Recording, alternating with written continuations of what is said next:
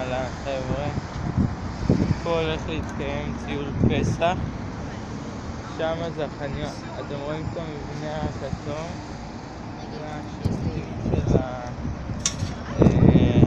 המתחם. בעצם נראה לי שפה בעיגול הזה אנחנו נשען, כל המועצה.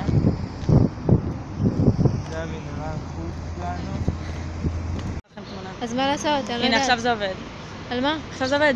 זה מצלם, יאללה נו. היי כולם, אנחנו עכשיו מחכים לאוטובוס ולקחת אותנו לטיול פסח.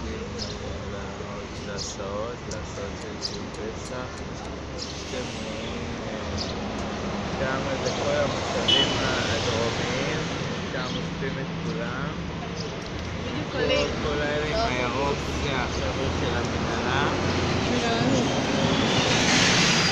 אנחנו נראה לי תיגע האוטובוס, יאללה. נפגש שם, חבר'ה.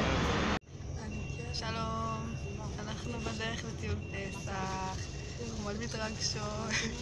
יש לכם ממתקים? לא, מצטערות. אנחנו בדרך, מה זה? בדרך לטיול, טיול פסח. חוף כרמל אימפריה. הנה, כולם פה, לא יודע, במקום חולצות כחולות שמו מדים, אני לא יודע.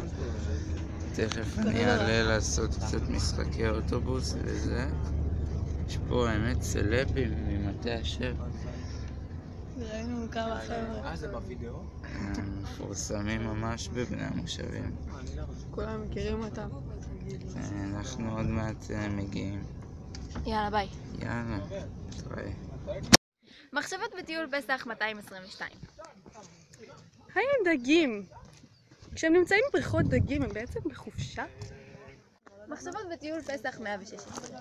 למה לנמלים יש בעצם 6 רגליים? 6 רגליים! 6!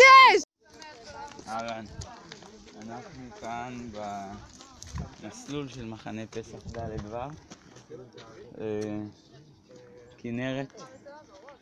לא יודע, נשפך שם גוש אדום נראה לי. זה... מישהו יכול להגיד לי מה זה? פרח. איזה פרח? פרח. איזה פרח? פרח הזה מפיקים חרדל.